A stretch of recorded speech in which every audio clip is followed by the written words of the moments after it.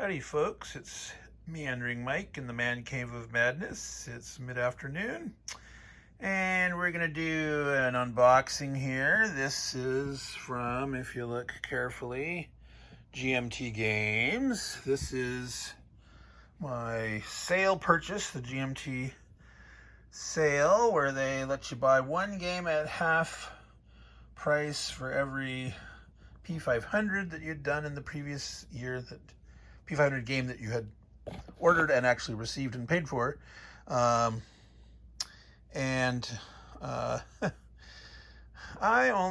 think I got 4 things. I had bought more P500s than that, but I limited myself here because, you know, there's been so many sales, as you've seen some of my other unboxings of like the Compass Game Sale and the Hollandspiele Hollandaise Sale. So let's go ahead and open this guy up here. Let's see here if I can get this going down here. All right, there we go. Ah, packing peanuts. Don't like packing peanuts. At least these are the cornstarch variety. So you can mulch those. You can wet them down and they will disintegrate and all that stuff. So I'm not going to leave them all. I'm going to get enough out so I can get a grip on a game here. And alright, come on. There we go.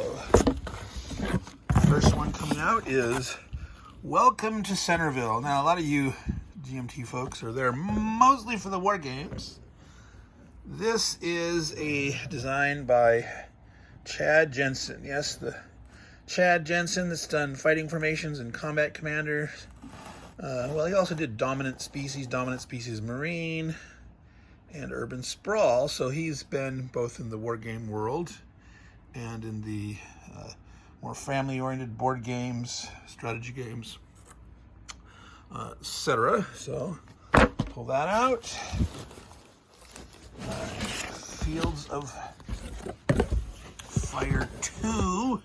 I have the first one in this series. I never picked up the second one. This is the 5th Marines, World War II, Korea and Vietnam. Each one of these focuses on one particular unit. All right. Apocalypse Road.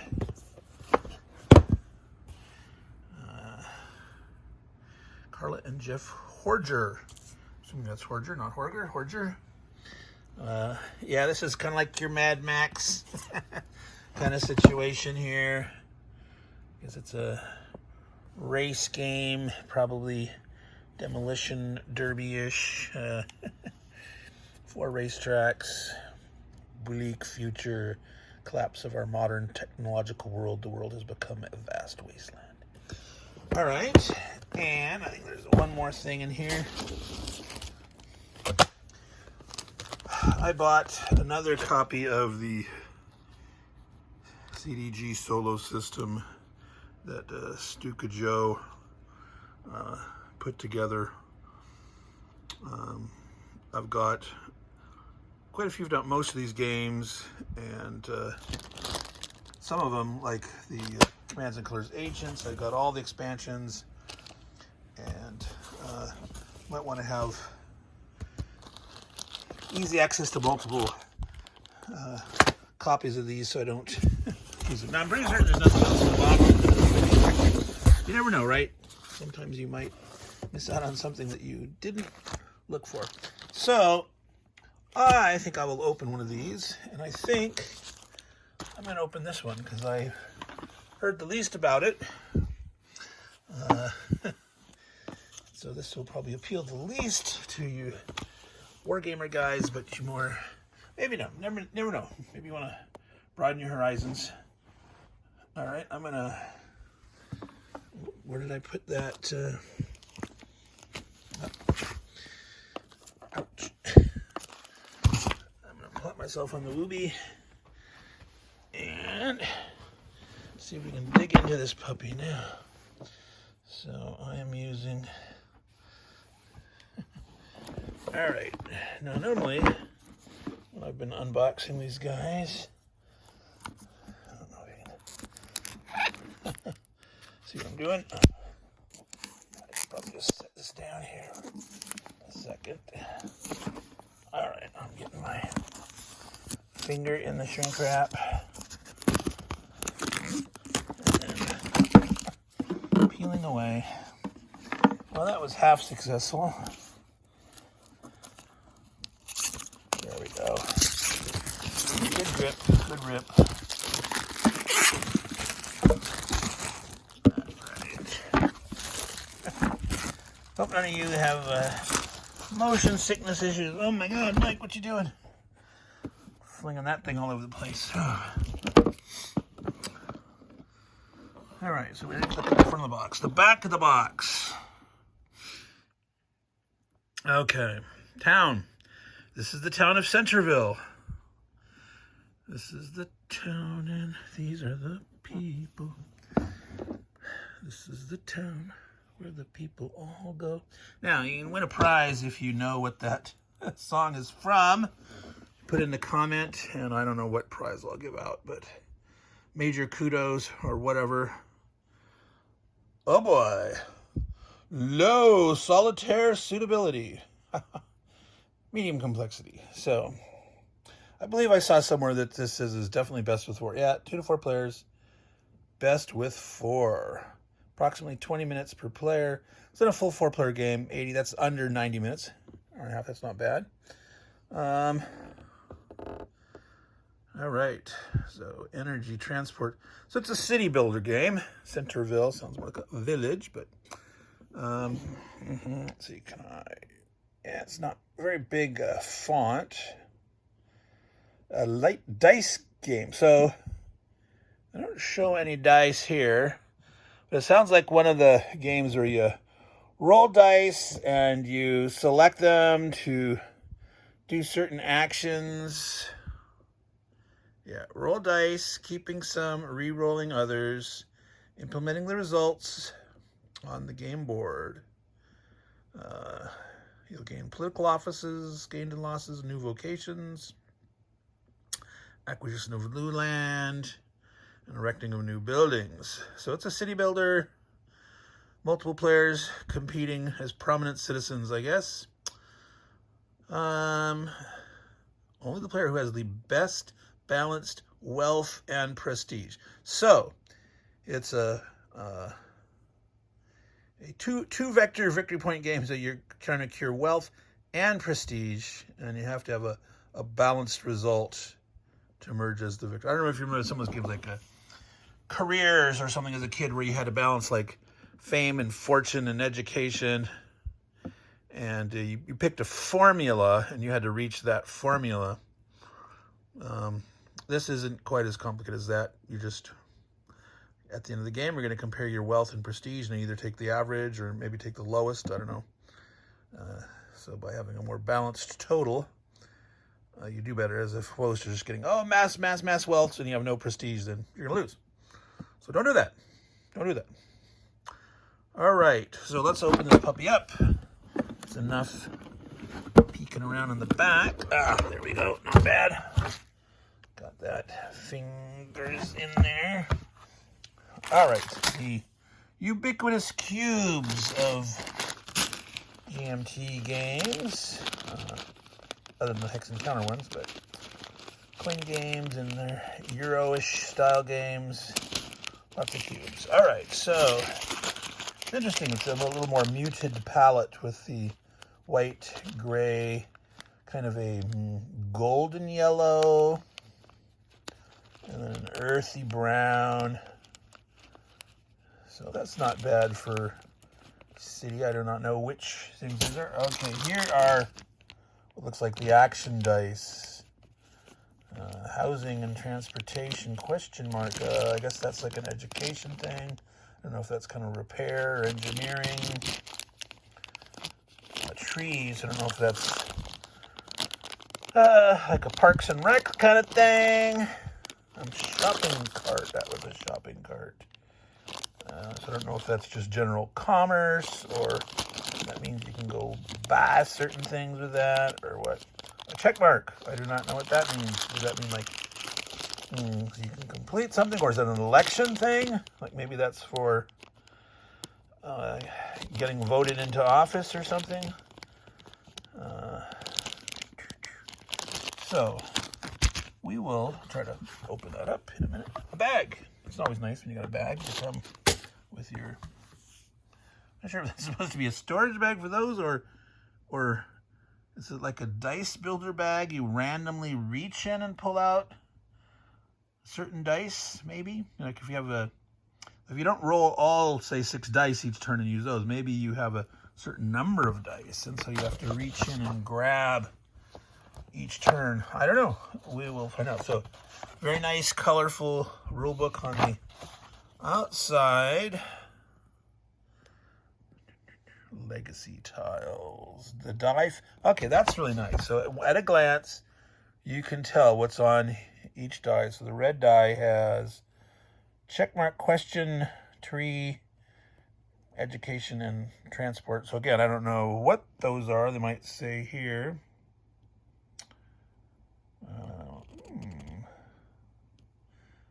Sounds like it's green belt track. Vocation, so education, vocation, yellow section of town, red section of town. I'm not sure. All right, so the most number of cubes in. So I'm still not there. You don't have all the colors here the same as these. So if you roll dice and use them and you leave the cubes behind in the city squares, you got yellow ones, but you don't match these other colors. So I don't know. We'll find that out. Oh,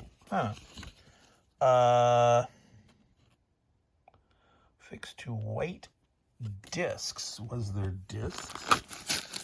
There's a couple discs in there. See that there? So,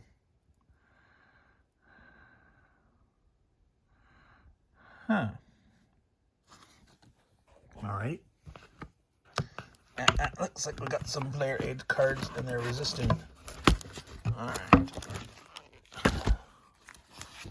2 players set up. Bot actions. I do not. That's interesting. So it's like very, very, very low solitaire play. If you have 2 players and you have to run some bots. I don't like bots. I don't like bots.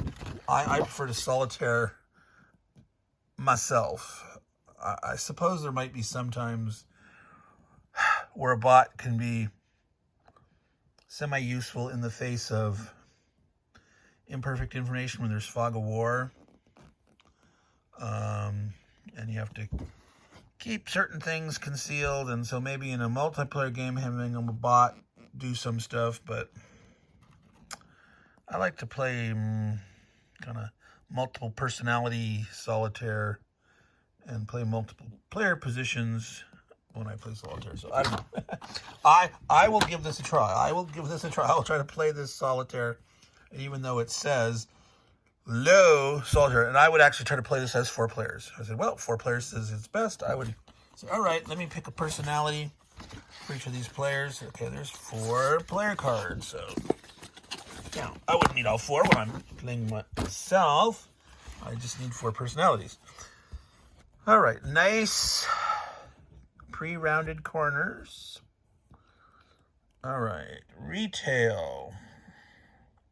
The arts, services. So these are things, energy. Okay, so maybe these are the vocations as you get your education. Where did the dice go? Did I lose them? I buried them. So maybe as you do that, you pick a field or something that what did I learn? What do I have new skills in?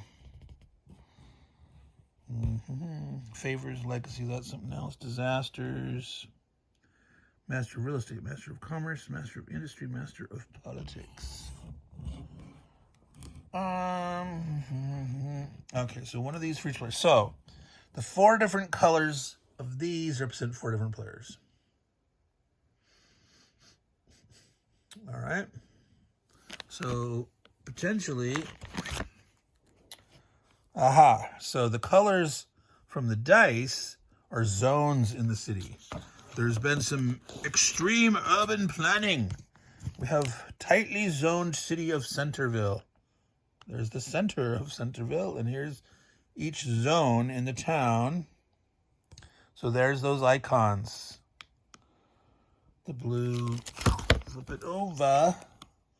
The bus, some kind of transportation, housing.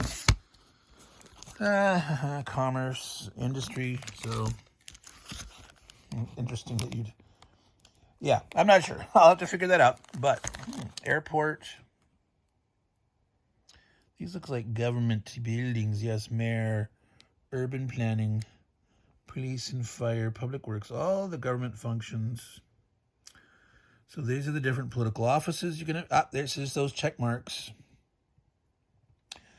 Interesting. So you need check marks in those colors.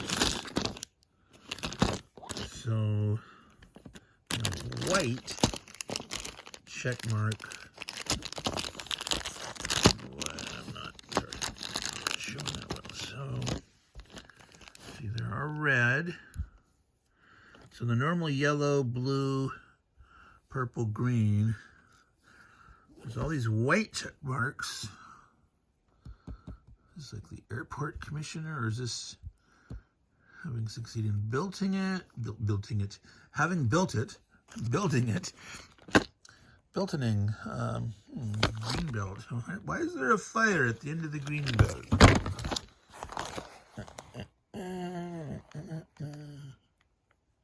There are certain fires. So this must be disasters happen or something like that when you... Oh, unlucky 13, 40, whatever, boom. Some kind of disaster might hit. You know, you remember SimCity? The very, very, very first version of it was not a game. It was more of a toy.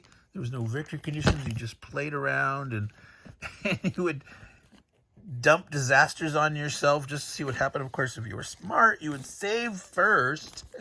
And then if you loaded too many disasters on yourself. Then when the Nintendo version came out, they totally gamified that thing where they added all these special achievements and bonuses and little Mario statues and things like that, which I didn't have a chance to play it much, but I had a chance to watch it be played. Which definitely made it more of a game. You'd come back to it more. I mean, it was fun to play with SimCity at first because it was unique. But, all right. Now, is this going to be anything like SimCity? No. But for a 4-player game that might only take an hour and a half, this could be pretty interesting. So I'm not sure what... There's 1, 2, 3 inner tracks, and they show 1, 2, 3.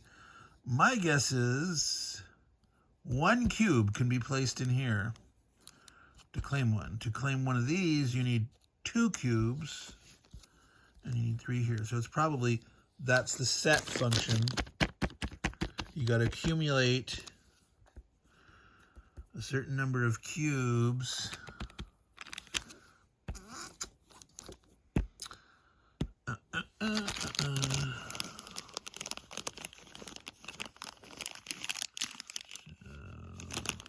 Yeah, so the green belt things, those are in all the different colored dice.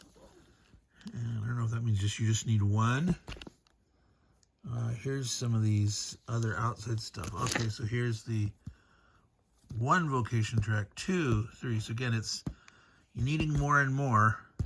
So it's kind of like, it's not worker placement, but it's asset placement. You're rolling your dice, you're figuring out what limited things you can do, making choices, where you can grab to get a benefit, what you want to try to take control of. What that's extra bonus. space that you open up in that kind. Green belt, what is... Oh, there's spaces in the river here. So I guess if you open up... Interesting. Okay, so there looks like a lot of interesting stuff to figure out here. I'm just speculating, as I like to do. Status track. So I'm assuming...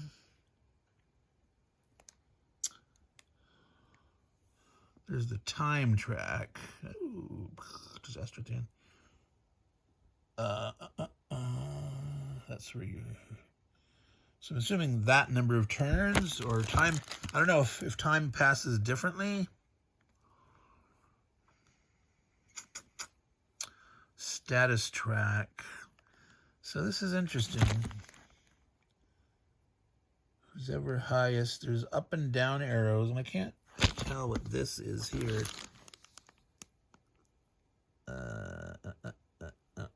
Does that look like it's like a pentagonal watch, or what is that? I cannot tell. But there might be some mechanism to yo-yo back the leader or something.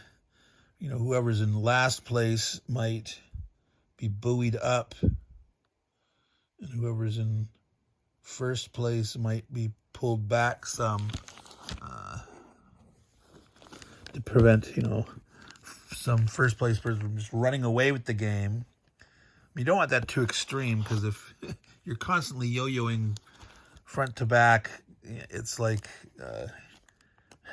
you're disincentivized to do well early, and it causes some really funky behaviors.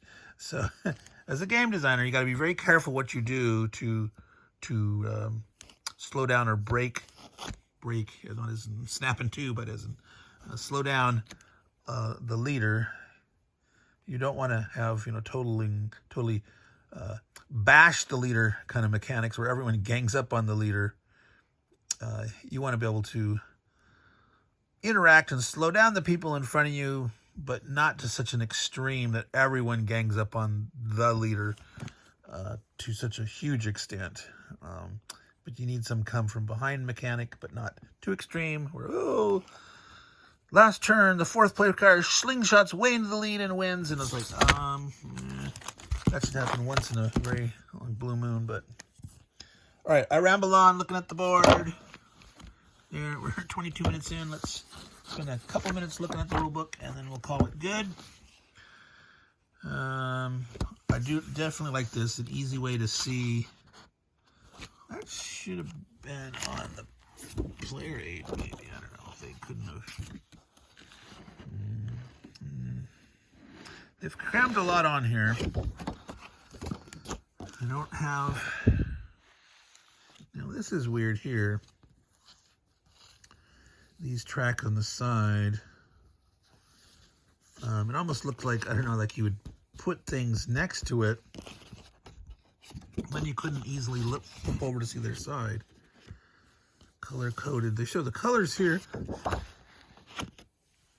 Here they show it with the numbers. I don't know what that's going on there.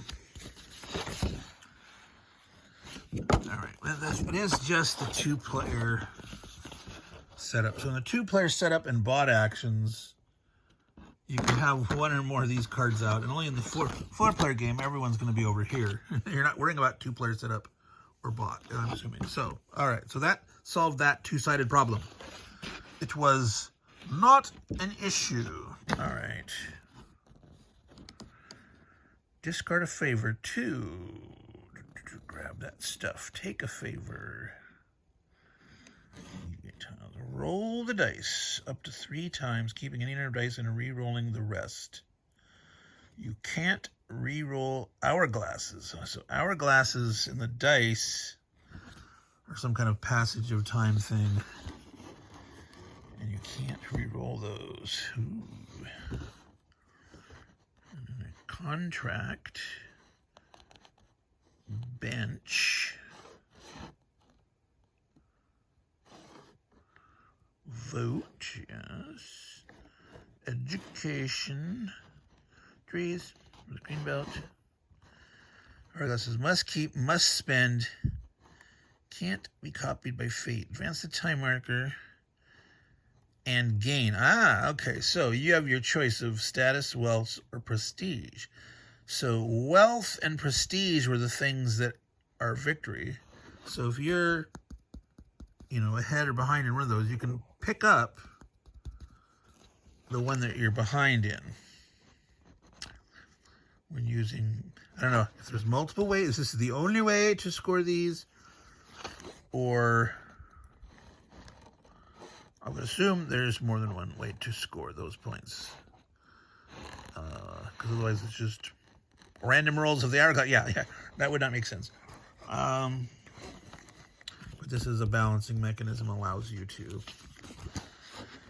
get some more of those points and try to even out your values in those two categories. So back to this. How big is this rulebook? I don't see a page number on the back, but inside 19. So I'm assuming 3, so 2, 1. So it's 20 pages, including the covers.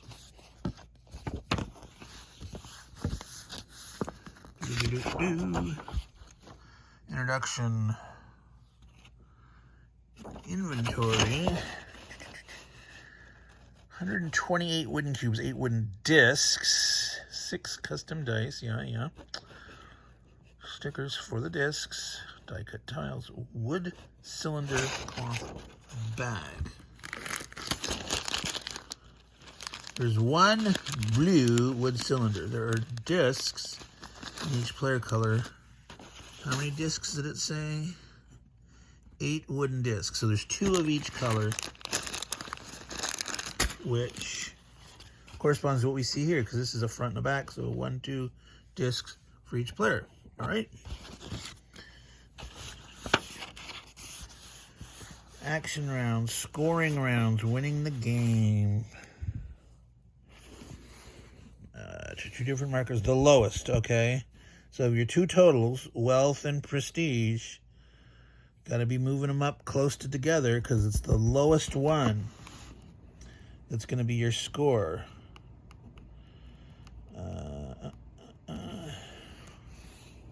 If you tie on your lowest one, then you use the other one to break your tie. So if you have, 40 wealth and 50 prestige, you're going to look at 40. If another player was at 40 and he was at 47, you're 50. You'll tie break on the lower one, and you could win because of the other one. So you want, as many of both as you can, but you're best off if they're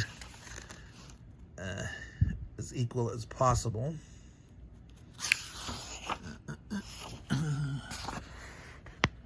Benches, Central Park, trees, Greenbelt, river, education locations, offices, fate. The question marks are fate.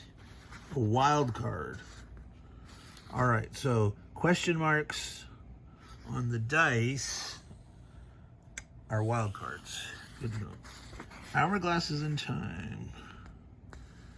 So the 3 scoring rounds eventually end the game. Timer advances 1 space in a minor compensation awards. Each hourglass rolled. Okay. Status. So status is something that goes up, but it's... Okay, so that first, second, third, fourth, that is in status.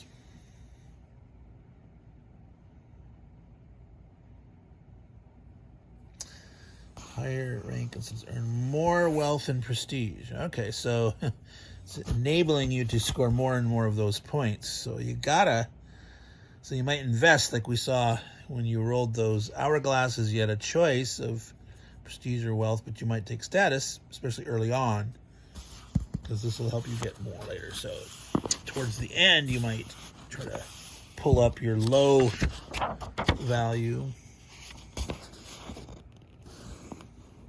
Okay, they're not showing anything in play. Well, here, these look like stuff in play here, but nothing on this. What are these cubes? What did that look like? I think there was there. No, there already was little dark squares in the middle. I see this is a housing development, like with a courtyard in the middle. Like a Roman villa or something like that, but not.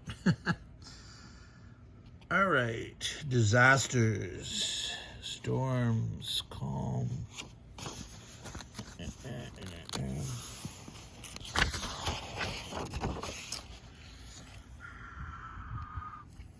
So I'm not sure if we want to dig in too much detail. We got a general idea of what's going on. We don't know the exact mechanics, but you're rolling dice. You're choosing amongst them to decide how you're going to place things on the board. It's kind of got that slightly Yahtzee element in that where you can fill in things that cost 1 or 2 or 3, whereas Yahtzee, you know, you got like straight and flush and 2 pair, 3, you know, full house kind of things where you're making combinations and you can only score for those once. This ain't exactly like that, because there's multiple spots that you can score on, but there are a limited number of the lower things out there. So this has seemed to have leveraged a number of mechanisms from different games in terms of allocation of dice, re-rolling dice, some kind of, you know, set combination, putting together more of them, and a nice balancing between your victory conditions, not just trying to run away with one thing or having a single vector of victory points, but having multiple. Is it an actual town? Is this something that they based part of this on, or I do not know. Certainly doesn't look like the thing. 2-player rules, bought actions, villas. They actually do call them villas.